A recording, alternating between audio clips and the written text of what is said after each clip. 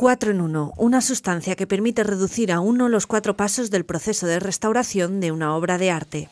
Se trata de Stucbolt, un material compuesto por resinas sintéticas y materias naturales desarrollado por investigadores del Instituto Universitario de Restauración del Patrimonio de la UPV.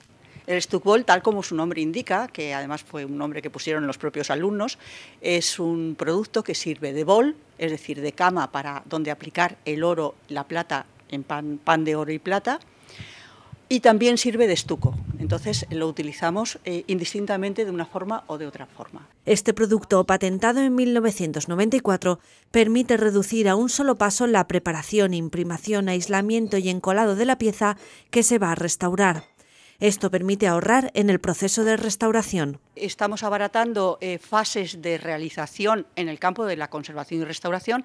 Estamos recortando fases de realización, con lo cual estamos recortando tiempo y coste de productos. Eso por un lado, y luego la estabilidad que el producto nos está demostrando.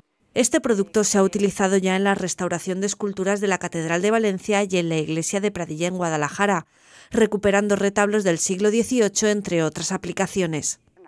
Además, se puede utilizar en elementos de nueva construcción. Se aplican diversas texturas, desde maderas hasta telas y cerámicas. Actualmente se ha afinado la fórmula, se trabaja con el Stucbolt 3 Plus y de los 2 colores iniciales ahora hay una gama de 9 colores. Además, se ofrecen 2 texturas, una líquida y otra espesa, dependiendo de su aplicación. Stucbolt cumple con los 3 principios básicos de la restauración: respeto de la obra, reconocimiento de la superficie que acabamos de reponer, así como reversibilidad del producto.